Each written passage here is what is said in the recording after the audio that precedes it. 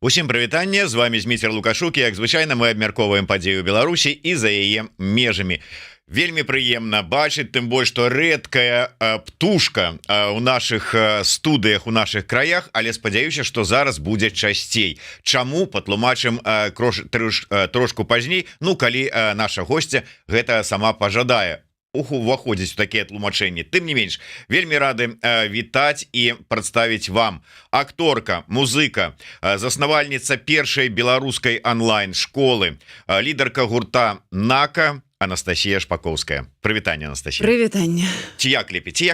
Ці «Нака» лепей звяртацца? Як табе больш прыемна? Ну, як тебе заўгодна, мне не прынцыпова. Адгукаюся і на Анастасію Шпаковскую, і на «Нака». Ну, мне больш неяк так вот павялося, даўно мы знаёмыя, не скажу, што блізкія сябры, але даўно знаёмыя, мне больш падабаецца «Нака», неяк вот так яно па-рок-н-рольнаму. Ну, цудоўна дамовіліся, тады «Нака». У нас ёсць две асноўныя тэмы такія галоўныя. Гэта першая беларуская онлайн-школа, заснавальніцай якой з'яўляецца Анастасія Шпаковская, і яе творчыя дасягненні, тым больш што вось буквально днямі з'явілася відэо чарговай новай, як звычайна, суперскай песні у выкананні і аўтарства Накі. Таму пра гэта ўсё і пагаворым. З чаго пачнем? Са школы? Як тебе зручна, мне не прынцыпова. Так давай са школы, тым больш што вось толькі што мінуў першы дзень, калі там усе дзеці і беларускія дзеці у тым ліку, дзе б яны ў якой краіне не знаходзіліся, пайшлі ў класы, хто ў першы, хто не ў першы, але першы навучальны дзень ізноўку ў чужой краіне. І таму першая беларуская онлайн-школа. Давай ад самага пачатку трошку, можа быць, хто не ведае, хто прапусціў нашыя папярэднія стрымы, размовы на гэтую тэму. Калі, як, чаму, увогуле, як нарадзілася гэта ідэя, гэта школа? Школа нарадзілася ў 20-м годзе. У 20-м годзе, калі я са сваімі дзецьмі вымушана была з'ехаць з Беларусі, і апынуліся мы ў Кіеве. І ад'язджалі мы на 1 месяц, таму што было 100% разуменне, што зараз яшчэ крышачку і мы пераможам. Ну, не сёння, не заўтра, але праз месяц-два, да. А потым месяц, другі, трэці, нічога не змяняецца. І я сутыкнулася з такой праблемай, што я хацела, каб мае дзеці працягвалі вывучаць прадметы беларускага напрамку, то бок і беларускую мову, і беларускую літаратуру, і гісторыю Беларусі. І у Кіеве такіх школ няма. Вось. І вырашыла я паспрабаваць зарабіць гэтую школу для сваіх дзяцей першасна сама. Складана было, вельмі складана і знайсці школу, да якой далучыцца. Но прынцып школы вельмі просты. То бок нашыя дзеці атрымліваюць атэстацыю дзяржаўнага ўзору Украіны, якую дае нам украінская школа, да які прычэплен беларускі вектар прадметаў.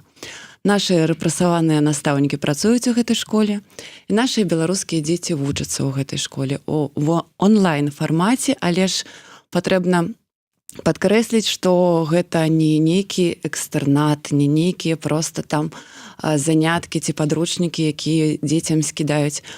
Мы поўнасцю захавалі фармат такой звычайнай школы, але ж гэта адбываецца праз камп'ютар. То бок ёсць клас, то бок ёсць настаўнік, усе пытанні задаюць, калі ў дзяцей з'яўляецца пытанне. Гэта такая жывая адукацыя, паўнавартасная жывая адукацыя. Наша школа пачне ў гэтым годзе, гэта ўжо будзе 5-й год існавання школы, пачне з 9 верасня, з бліжэйшага панядзелка. Вось, ну і зараз такая гарачы такі час, каб усё праверыць, усе тэхнічныя моменты для новых вучняў там растлумачыць. Вось заўтра у нас будзе бацькоўскі сход, будзем абмяркоўваць, ну і працаваць нашу працу. Мы пра гэта больш падрабязна яшчэ пагаворым. Для тых, хто зацікавіўся ўжо з першых словаў, вось, вельмі проста. Бачыце, я тыкнуў адным пальцам і выйшаў на старонку першай беларускай онлайн-школы. Вельмі проста гэта зрабіць, тым больш, што спасылка на гэтую школу ёсць у апісанні, у нашым анонсе на сайце, і ёсць яна у апісанні да нашага YouTube-стрыма на YouTube-канале. Так што, калі ласка, заходзьце і далучайцеся. Але я вярнуся яшчэ ўсё ж таки ты так ужо рассказываешь, знаешь, для цябе это пройдзены этап, вот знаешь, як-то ну вот там, але ну акторка, ну да, ствары у цябе ёсць досвед стварэння, да прыклад, музычнага калектыва, ну стварыць школу з нуля. Вот ты ж не настаўніца вот по адукацыі. Ну я і не выкладаю ў гэтай школе. Ну, я просто разумею, то есть забрала проект і ну у мяне мазгі як у творчым сэнсе, так і ў сістэмным нейкім добра, ну мне здаецца, добра робяць. І я ну не бачыла ніякіх перашкод, таму што я сістэму склала, зразумела, што я хачу ад украінскай адукацыі, што мне не хапае для нашых беларускіх дзяцей. І склала гэтыя две сістэмы ў адну, знайшла знаёмых, якія змаглі дапамагчы там нейкімі сувязямі, звярнулася ў одну прыватную школу, потым у другую, і з другой школы мы дамовіліся, і ўсё атрымалася. Хутчэй быў складаны перыяд у нашай школы, калі пачалася вайна. Таму што выкладаць для беларускіх дзяцей падчас таго, як з тэрыторыі Беларусі ляцяць ракеты, гэта такое было эмацыйнае, вельмі складанае вырашэнне дырэктара і увогуле адміністрацыі школы, я маю на ўвазе украінскага боку. Вось, але ж мы шмат гутарылі, я распавядала, што гэта за дзеці і што гэта дзеці менавіта тых людзей, якія бароліся супраць гэтага рэжыму і рабілі ўсё, чтоб гэтага не адбылося. Ну, карацей, гэта быў больш складаны і эмацыйна, і ну, і фізічны перыяд, таму што ну, проста людзі не разумелі, як гэта можна зрабіць. Ну, гэта ж ўсё ж таки онлайн-школа, то есть маральна нават цяжка было людзям вот онлайн з дзецьмі вось так вот мець нейкія кантакты і тлумачыць тэмы урокаў вот там у той час, калі ж Беларусі ляцяць ракеты. Слухай, ну былі ўвогуле жахлівыя рэчы, калі наш настаўнік сидзеў у бомбасховішчы і выкладаў для беларускіх дзяцей падчас таго, калі ракеты ляцелі з тэрыторыі Беларусі. Ну гэта страшна, але ну гэта наша рэчаіснасць, і што ну я вельмі шчаслівая, што мы гэты перыяд перажылі, але ж я разумею, што канца вайны не відаць, і на маю думку будзе яшчэ складаней, але ж ужо з разуменнем абставін, у якіх мы знаходзімся, але складаней будзе, таму што энергетычна Украіна знаходіцца вельмі складаным становішчы, фізічна, эканамічна, ну там па ўсяму у Украіны будучыня такая вельмі ну вельмі жахлівая. Я так бачу, гэта маё ўражанне ад таго, што адбываецца. Таму я спадзяюся, што мы гэты год дапрацуем дакладна, но ёсць ужо ў нас пэўныя дамоўленасці, але што будзе надалей, мне вельмі складана адказаць. Але я так разумею, што ў дадзеным выпадку тут уже няма вось гэтых маральных складанасцей, уже людзі разумеюць сітуацыю, але тут складанасці чыста тэхнічныя ўзнікаюць. Чыста тэхнічныя. Што тычыцца таго, што будзе зімой без святла, ужо там розныя чуткі ходзяць, што па 12, па 14 гадзін будуць адключаць, але школы, з якімі мы працуем, там падрыхтаваная да ўсяго да гэтага, і школы ўвогуле, асабліва прыватныя школы ў Кіеве, ну, падрыхтаваныя да ўсялякіх перабояў з электрычнасцю. Але ж я разумею, што усе нашы сувязі з Украінай, я хочу падкрэсліць, што ад усяго сэрца жадаю перамогі, і калі кажу, што будучыня не вельмі светлая, кажу не ад таго, што мне не хочацца, каб яна была светлым, а кажу ад таго, што я разумею рэалістычна, якія падзеі перажывае гэтая краіна. Вось, тэхнічна мы зараз разумеем, што будзе складана, але ж ну, асэнсоўванне гэтага дапамагае нам падрыхтавацца да перыяду. І я спадзяюся, што мы вытрымаем, ужо вытрымлівалі не такія рэчы. Давай пройдземся трошку, ну хто не даслухае там, ці можа быць з нейкай, каб больш падрабязна атрымаць інфармацыю, той зойдзе безумоўна на сайт школы, прачытае, але вот калі прайсціся па вашых ну перавагах, у чым перавагі онлайн-школы, ось конкретно вашай, і што ўяўляе сабой атэстат, які ось ён атрымлівае, тому что мы тут ведаем, что ёсць курсы, ёсць тут открываюцца школки і ў Грузіі, і тут у Польшчы беларусамі для беларускіх дзяцей, і не толькі для беларускіх, для украінскіх у тым ліку, але пытанне атэстата яно ўзнікае. Як у вас? Ну, здесь вось вельмі важкае пытанне, таму што мы даем атэстат дзяржаўнага ўзору Украіны, што дае мажлівасць нашым дзецям працягваць навучанне ў любой кропкі свету. Гэта прынцыповая розніца паміж тымі усялякімі школамі, якія, дзякуй Богу, адкрываюцца для маленькіх нашых беларусаў. Тое, што онлайн-фармат дае мажлівасць бацькам, ведаючы наша жыццё, ехаць сёння ў Польшу, заўтра ў Грузію, куды нас носіць наш лёс. І вучоба у вучня не прарываецца. Мы працягваем навучанне і падчас пераезду, і падчас усталявання ў нейкай іншай краіне. І яшчэ тое, што мы вельмі добра прапрацавалі за 4 гады, гэта браць дзяцей увогуле без усялякіх дакументаў. Шмат выпадкаў, калі нашы беларускія школы не аддаюць дакументы. Калі мы, па правілах павінна быць так, што мы даем спраўку, што гэты вучань будзе вучыцца ў нашай школе. Гэтую спраўку бацькі нясуць у беларускую школу, паказваюць дырэктару. І па правілам дырэктар, гледзячы на гэтую паперку, кажа: ну вось вам вашы дакументы ў добры шлях. Але гэтага, як звычай, не адбываецца, і дзеці нашыя застаюцца без дакументаў, і мы ўсё роўна можам іх уладкаваць, пачаць навучаць і даваць ім атэстацыю дзяржаўнага ўзору Украіны. Гэта тое, што тычыцца паперовых усіх дакументарных спраў вакол.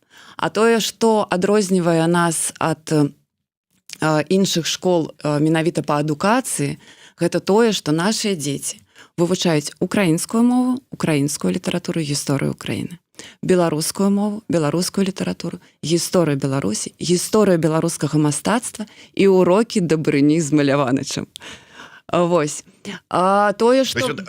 Нака, вот тут вот просто трошку шырэй скажи. То есть атрымліваецца, что у школе ідзе, это не то, что там для беларусаў нейкія адмысловыя, там ідзе нармальная праграма, паводле якой вучаць все украінскія школы сваіх украінскіх дзяцей, але дадатак да гэтага ці як? Не зусім так. Гэтыя настаўнікі, якія працуюць з нашымі дзецьмі, яны працуюць менавіта толькі з нашымі дзецьмі. Гэта не далучэнне да ўкраінскіх Не, я пра праграму кажу. Праграма ідзе па ўкраінскаму вектару, дзяржаўная праграма ў аснове.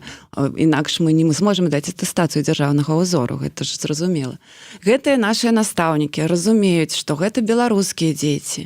Было шмат пытанняў ад бацькоў: а як жа там дзеці прыйдуць, там зразумець украінскую мову? Нашы настаўнікі разумеюць, што гэта беларускія дзеці.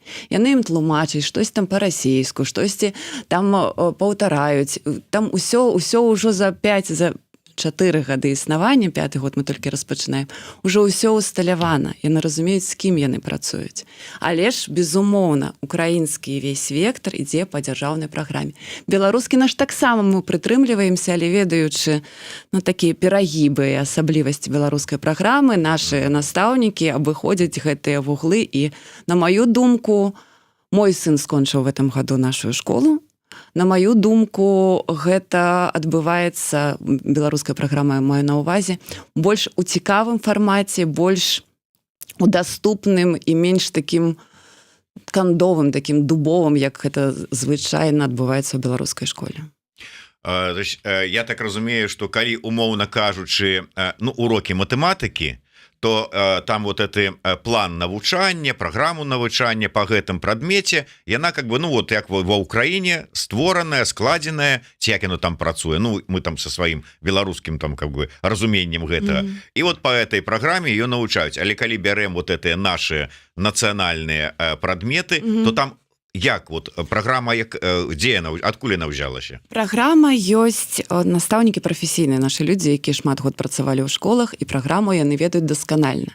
І ведаюць і плюсы, і мінусы. І ведаючы гэтыя мінусы, яны іх пазбаўляюць, яны разбаўляюць больш цікавымі нейкімі сведкамі. То бок што тычыцца літаратуры, мы разумеем. Давай, по літаратуры мы ж прывыклі, там же ж пан Сахі касы, там бедны няшчасны, там крыўду сваю нясе. Вот тут усе усялякія гэтакія перагібы мы абыходзім.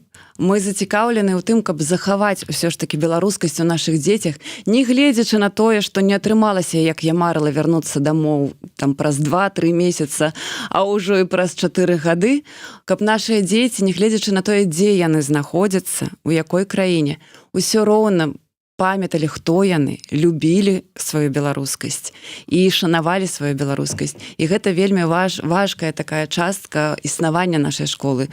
Тое, дзеля чаго я ўсё гэта цягну на сваіх плячах.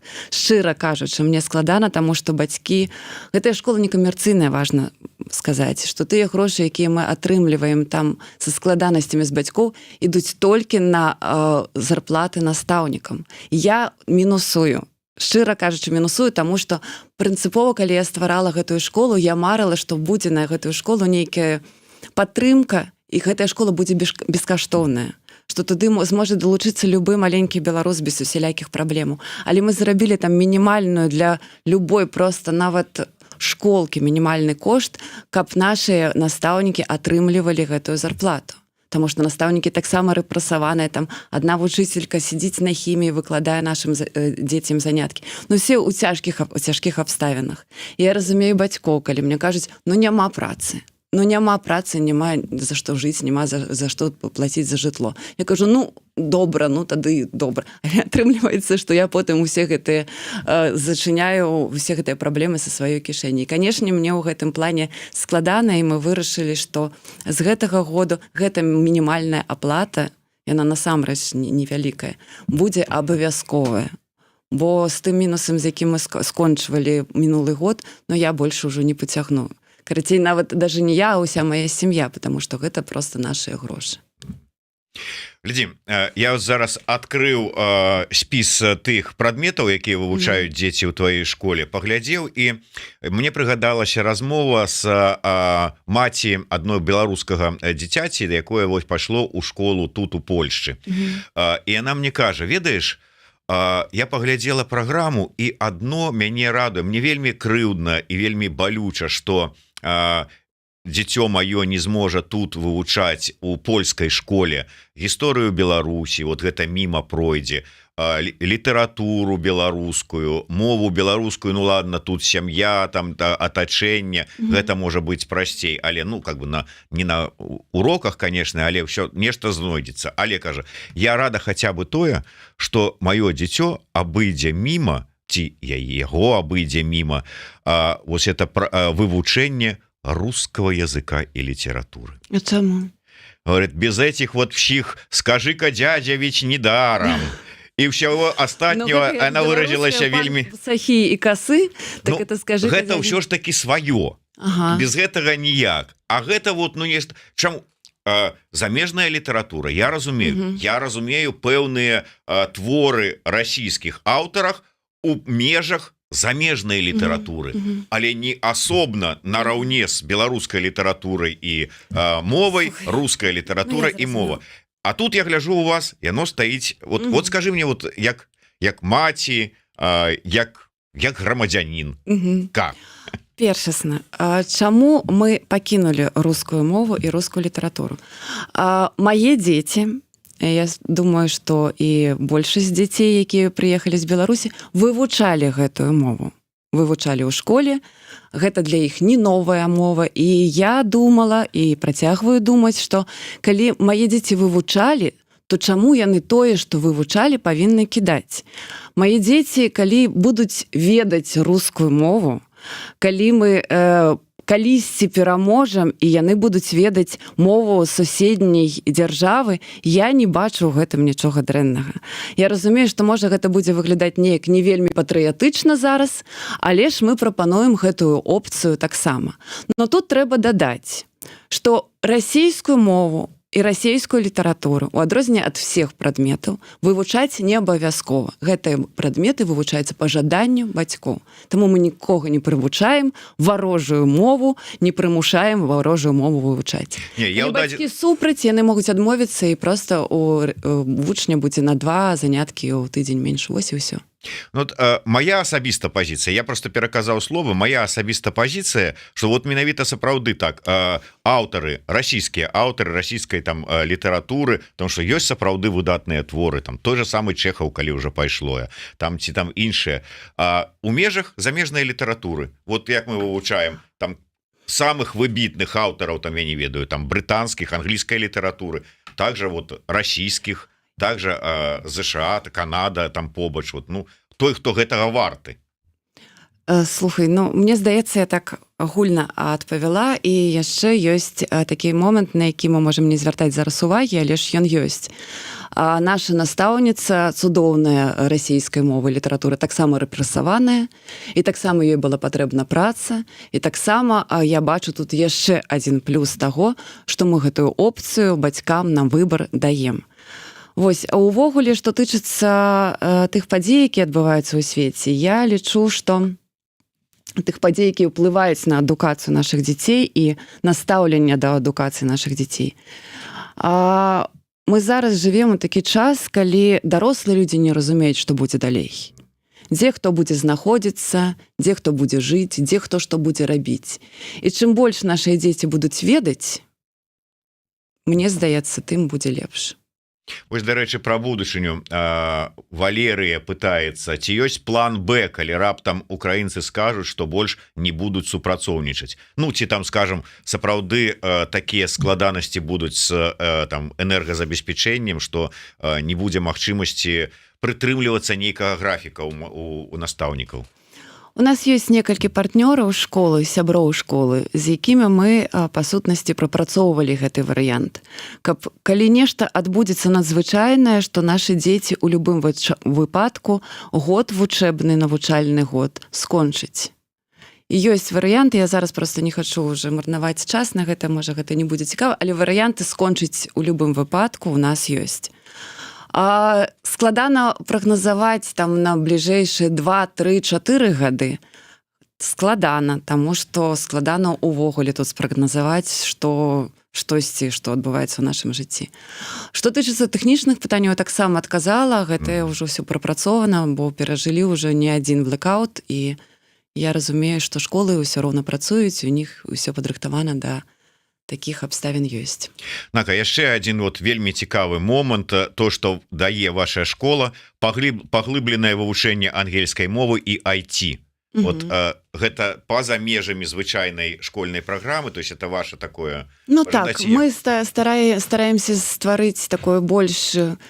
Пытанне тычыцца расійскай мовы, то мы нашым вучням прапануем больш такой захадны вектар, і што тычыцца ангельскай мовы, я разумею, што гэта вельмі важна будзе для нашых дзяцей на высокім узроўні выкладаць. І мы проста там ставім большую колькасць заняткаў, каб нашыя дзеці мелі мажлівасць глыбей пазнаць, паведаць, даведацца пра ангельскую мову і ангельскай мовай навучыцца. Што тычыцца IT, таксама, я думаю, што тут тлумачыць не трэба, для чаго гэта робіцца, таму што весь свет, мы ўсе бачым, што ўсё уходзіць туды, у сеціва, і я разумею, што нашым дзецям гэта вельмі спатрэбіцца надалей. Едыш, я праехаўся па шмат такіх гарадах ЗША і Канады з вот прэзентацыяй там наших кніг, і я думаю, Маляваныч пацвердзіць мае словы, таму што ён там таксама па маіх слядах нават шырэй там і больш аб'ехаў, і я сустракаўся з бацькамі, ну і дзе-нідзе, а Маляваныч, канешне, значна шырэй, з дзецьмі. І мне кажуць, што вялікі запыт сапраўды і ў бацькоў, ну не ведаю, там дзеці, можа быць, яны яшчэ не могуць там свядома гэта асэнсаваць і прадставіць, але ў бацькоў, каб даць вось менавіта нейкую беларуса-арыентаваную, там беларусацэнтрычную, некую такую кавалкі адукацыі, той же самы там мова, літаратура, гісторыя і ўсё астатняе. Вашу школу ёсць магчымасць там запісаць дзяцей, я не ведаю, там з іншага боку планеты? Ты маеш на ўвазе не да агульнай праграмы, а проста да некаторых прадметаў. Можа і так, можа і так, я не ведаю. Трэці год уже працуе опцыя па суботах дадатковых заняткаў толькі беларускага вектара. То бок дзеці, якія вучацца там у мясцовых нейкіх школах, могуць далучацца да беларускай мовы, літаратуры, гісторыі Беларусі, гісторыі беларускага мастацтва і да Маляваныча. Ну да, я так думаю, что, конечно, складана там тым, хто жыве там у ЗША, у Канадзе, зараз дзяцей выдернуть с амерыканскай умоўна школы і сказаць... І навошта гэта рабіць? Да, а вот такія магчымасці. Да, мажлівасць ёсць, з кастрычніка па суботах зранку ў першай палове дня у нас ужо працуе трэці... Я уже забудылася. 2 гады адпрацавала, 3-й год. 3-й год пайшоў. Мяне тут у дадзеным выпадку цікавіла ўсё ж таки розніца ў часе такая значная. Атрымліваецца вот это ўсё неяк скаардынаваць? У мяне ў школе працуе надзвычайнейшы, просто цудоўнейшы чалавек, без якога я ўжо, можа бы, і не працягвала цягнуць гэтую школу. Такі раман у мяне, ён і выкладае гісторыю і працуе адміністратарам у нашай школе. І ён неяк для дзяцей з іншага увогуле матэрыка, ён там нейкія выверты робіць і ідзе на сустрэчу ўсім, хто хоча далучыцца да нашых заняткаў.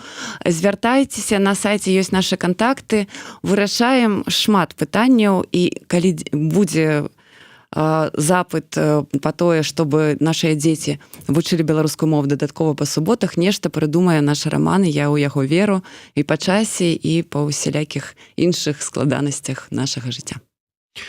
Ну вось. Ну, про школу все рассказали яшчэ раз.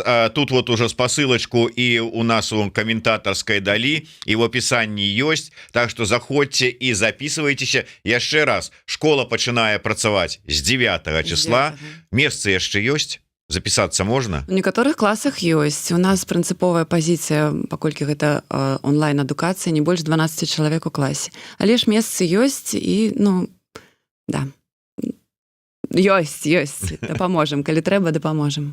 Такім чынам записывайтеся, то есть гэта ад першага і да якого? Не ад першага, ад 4. Маленькіх вучняў мы не бяром, першыя 3 класы мы не бяром, таму што я лічу, што онлайн-адукацыя для маленькіх дзяцей будзе вельмі такая складаная.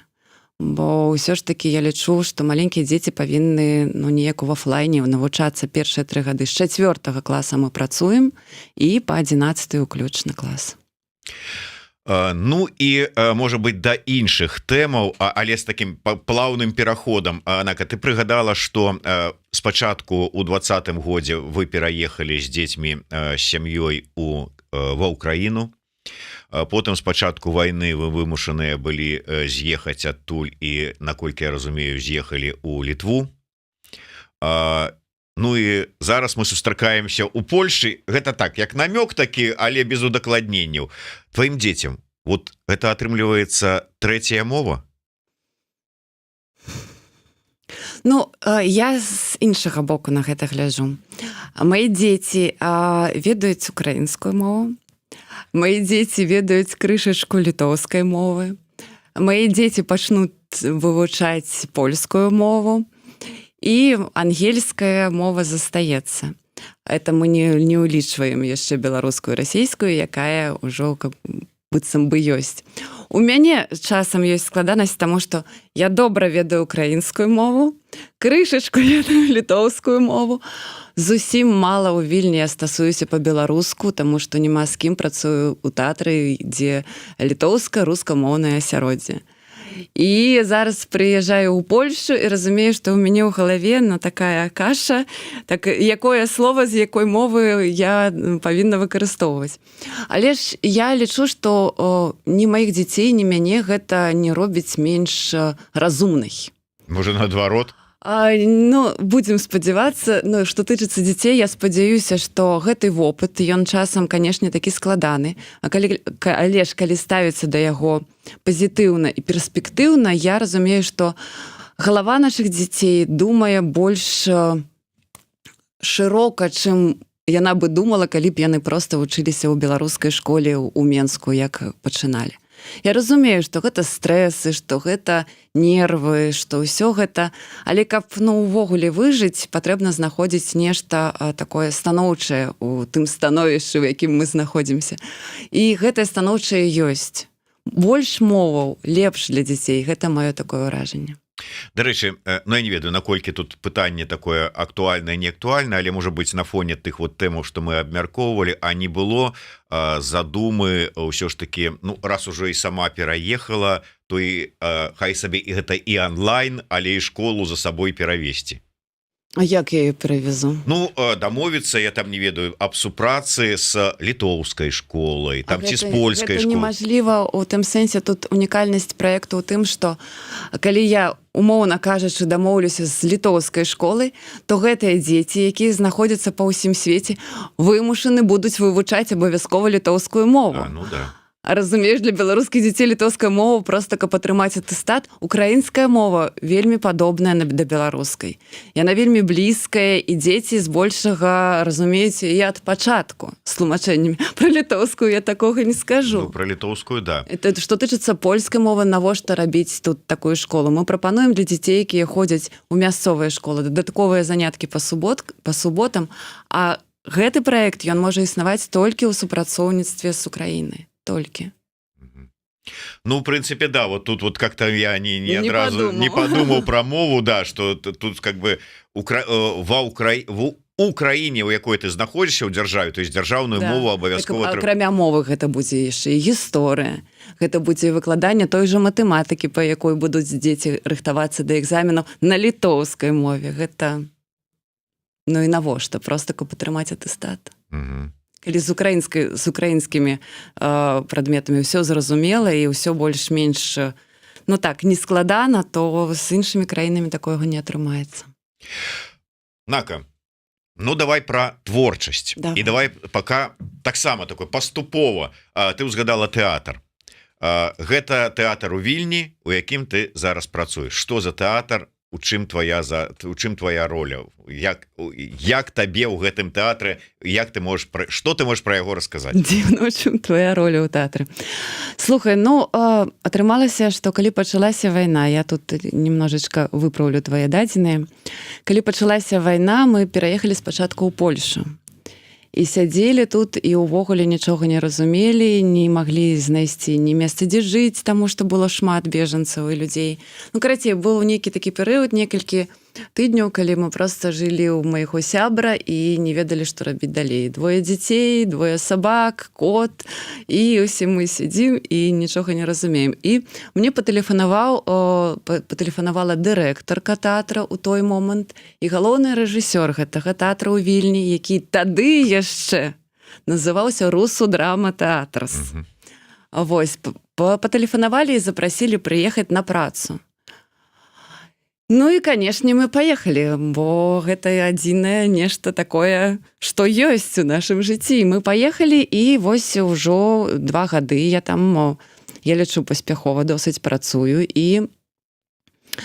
Але у тэатры у Літве, у рускім тэатры такія ж праблемы, як і ёсць у маёй школы, як і ёсць ва ўсіх месцах, дзе прысутнічае нешта рускае. А тэатр спачатку пераіменавалі. Вось, і тэатр ужо не Русу Драму стаў, а Сінасіс тэатр, што ў перакладзе азначае стары тэатр.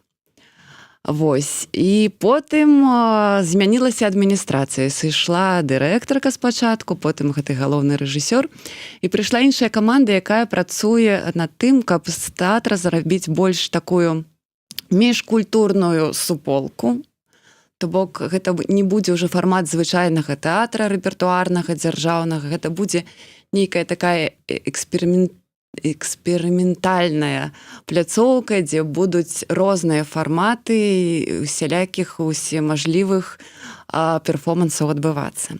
І яшчэ тэатр крочыць у бок літоўскасці, што я лічу не вельмі правільным у дачыненні тых людзей, якія прадстаўнікі нацыянальных меншынств, коих у Вільні вельмі шмат. Вось. Але ж тэатр паціху пераходзіць на літоўскую мову. Вось, і ў сувязі з гэтым я разумею, што я, будучы не сваёй, такой ужо там стратэгічнай, у тэатры не бачу. Я буду вельмі рада, калі мне пакінуць мае спектаклі. У мяне там ёсць некалькі проста цудоўных, дарагіх мне прац. Але ж я вырашыла, што перавязу спачатку сям'ю сюды в Варшаву, а потым пакрышачку буду перамяшчацца і сама. То бок, што няма перспектыў, я не бачу, што я буду рабіць там далей. Мы ўсе не бачым, што будзем рабіць далей. Але ж, што тычыцца трымацца ў Вільні толькі дзеля таго, што ў мяне ёсць праца ў тэатры, зараз ужо так неяк немножечко дзіўна выглядае. Таму так паступова я пачну тое, што там пакіну спектаклі, але ж ужо буду знаходзіцца больш тут і спрабаваць уладкаваць сваё жыццё ўжо тут. Ну як чалавек, як я разумею уже все ж таки з таким розумам і складам, які можа арганізацыйна бачыць нейкія працэсы. Ну ты ж не поехала просто так, а давай я все-таки поеду ў Варшаву, ну нейкія ж вот как бы намёткі. Ну, думкі ёсць, але ж я разумею, патрэбна знаходзіцца тут, каб нешта рабіць. Вельмі складана знаходзіцца ў Вільнюсе і планаваць, што ты будзеш рабіць дакладна, калі прыедзеш у Варшаву. Думкі ёсць, планы ёсць, а далей будзем глядзець, што будзе атрымоўвацца, што не будзе. Паглядзім. Ну, я што ўжо атрымалася, зараз пра гэта пагаворым, толькі трошки вярнуся таксама да аднаго пытання, якое мяне прасілі, ну, і прасілі задаць, і я сам думаў, просто узгадываючы адна размова і прагучала такая, наконт была размова наконт актораў Купалаўскага тэатра, узгадалі тэатр Горкава, дзе ты працавала, і прагучала такая фраза: з тэатра Горкава сышлі ў 20-м годзе два чалавекі, Анастасія Шпаковская і Александр Жданович. Ну, гэта тоже не совсем так. Не совсем так. Ну, так прагучала, я не ведаю. І, маўляў, там у калектыў... 20-м годзе яшчэ нават купалаўцы не зайшлі. Я памятаю дакладна гэтую дату, калі я пісала заяву і звальнялася з тэатра. Гэта было 21 жніўня 20-го года. Яшчэ прыязджаў мой аднакурснік, не буду прозвішча называць, купалавец, і казаў: Настя, пачакай, можа мы яшчэ неяк выкруцімся, не будзем звальняцца. Я кажу, я в дзяржаўнай установе больш працаваць ніколі не змагу ў гэтай краіне. А Александр Жданович, наколькі я памятаю, быў звольнены крыху пазней. Ён, здаецца, у 20-м годзе яшчэ адпрацаваў гэты сезон. Я магу памыляцца, але не ў 20-м, ну, 21-м ён сышоў ужо дакладна. Яго сышлі, калі шчыра казаць. Зрабілі ўсё, каб ён ўжо не смог там працаваць. Але, ну, атрымліваецца такіх палітычных толькі двое, да, два чалавекі. І от як табе бачыцца сёння тэатр імя Горкава?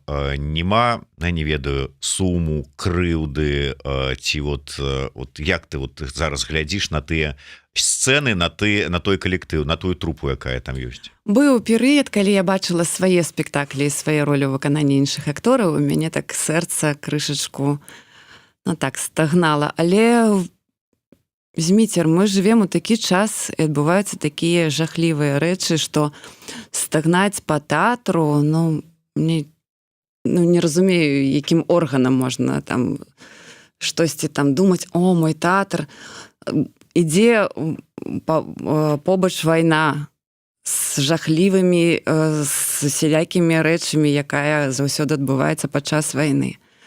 Сядзяць нашы палітвязні без усялякай надзеі, з якімі няма ніякіх кантактаў, і невядома лёс гэтых людзей, тысяч людзей. І думаць пра тэатр, ну, не, тут думаеш пра жыццё, пра тое, што ты можаш зрабіць, на што ты можаш паўплываць, каб крышачку палепшыць ўсё тое становішча, у якім і наша краіна знаходзіцца, і нашыя людзі знаходзяцца. Чым можна дапамагчы? Нават такімі катэгорыямі пра тэатр, любіцелевы тэатр. Не, ўжо гэта такія мірнага кшталту мыслі, думкі, якіх ужо даўно няма, ужо больш, чым 4 гады. Вось гэтае тваё бачанне, разуменне, такі вось твой настрой, ён уплывае на песні, якія ты зараз пішаш? Ну, што тычыцца песень, я заўсёды, калі пісала песні, і спадзяюся, яшчэ буду пісаць, я прытрымлівалася толькі сваіх адчуванняў, сваіх пачуццяў, сваіх думак. То бок я была сабой. Была і ёсць, і, спадзяюся, буду. Таму, калі ты зараз пераводзіш ужо да тэмы прэм'ерных новых песень, так, гэтыя песні адлюстроўваюць маё адчуванне рэчаіснасці. Ну так, вот я да іх і пераводзіў, таму што некаторыя назвы песень нават, ну, я не ведаю, ці можна вот у эфіры паўтараць, таму што, ну, как бы, творца, ён вот мае права, ён так бачыць. Вот, нехто скажа, што вы там матам лаецеся ў эфіры? Ну, гэта такія ж таксама заўвагі, якія дзесьці знаходзяцца на адном узроўні, як я там перажываю, ці перажываю за свой тэатр, якім адпрацавала больш за 20 год. Ну, калі там слова хуёва, ну кагосьці збянтэжыць у нас час, то давай не будзем яго больш выкарыстоўваць. Мяне не бянтэжыць. Я з задавальненнем паслухаў песню. Я разумею, што не цябе, а нашых слухачоў, гледачоў. Потому что і вельмі кладзецца, вельмі схоплены настрой агульны. Как бы і адчуванне і з усіх бакоў, што цісне, і вайна, і тое, што адбываецца ў Беларусі, і тое, вот з якімі цяжкасцямі мы тут все сутыкаемся, все ж думаюць, ну, хтосьці думае, што мы тут прыехалі на салодкія там польскія калбаскі, салодкія калбаскі. Да, это самое. Нават калбаскі салодкія ў Польшчы. Да, літоўскія цепеліны, там смачныя хачапуры выдатныя грузінскія. Все ж не так просто. И вот это вот все адлюстроўваецца, такі настрой, аура-то вот этих песень. Ну, адлюстроўваецца, так. Слова не будзем выкарыстоўваць, якія адлюстроўваюць гэты настрой. Ну, я так разумею, гэта зараз ідзе праца над новым альбомом. Слухай, ну я так далёка не думаю. Гэта таксама з мірнага жыцця нейкія такія звычкі. Я зараз маю план зрабіць акустычную праграму са сваім гітарыстам тут, з Сергеем Шурко. Я маю план зрабіць яшчэ адну беларускамоўную ўжо песню. Я ведаю, што чакаюць нашы паклоннікі менавіта беларускамоўнай песні. Вось зрабіць цалкам гуртом нака. Вось такі ў мяне маленькія крочачкі ёсць наперад, але ўжо там на альбом, калі атрымаецца так рухацца паступова далей, то можа і выйдзе, не ведаю. То есть ты зараз працуеш як? Вот прыйшла ідэя, вот напісалася песня, вот зрабілі песню, адрэпетавалі, вот зрабілі нейкі відэашэраг на яе, выпусцілі. И все, как бы, вот, не ідзе задумы, так вот, надо концептуально пропрацаваць. Ну, як звычайна альбомы там рыхтуюцца, канцэпцыя нейкая там, вот, у адной каляі нейка пышло. Я думала про 3 песні.